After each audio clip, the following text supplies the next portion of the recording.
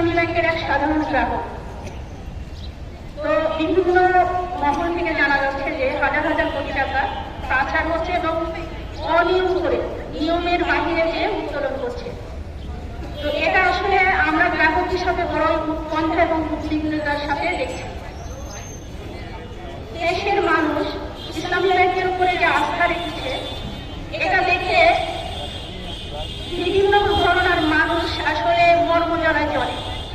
এই ব্যাংককে ধ্বংস করার জন্য অনেক দিন ধরে পায়তারা করছে। তো সেই জায়গা থেকে আমরা জানি বিগত 17 বছর ধরে তাদের অনেক চেষ্টা ছিল ফ্যাসিবাদ সরকারের এই ব্যাংকটা শেষ করা। সেই ধারাবাহিকতা থেকে রক্ষা হয়েছিল 2024-এর পর থেকে যে সংকট ছিল, সেই সংকট উত্তরণের জন্য তাদের এই ব্যাংকের যে প্রচেষ্টা ছিল সেখান থেকে বেশ উত্তরণ হয়ে উঠেছে। এরকম একটা সময় বিভিন্ন মহল থেকে জানা যে সংবাদ যে হাজার হাজার কোটি টাকা অনিয়মভাবে উত্তোলন করে ব্যাংকে দেওয়া করার চেষ্টায় পায়তারাই আছে।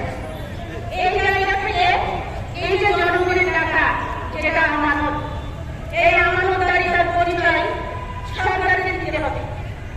আমরা যারা সাধারণ গ্রাহক, সেই সাধারণ গ্রাহকরা তাদের কষ্ট অর্জিত টাকা ব্যাংকে আমানত হিসাবে রাখি।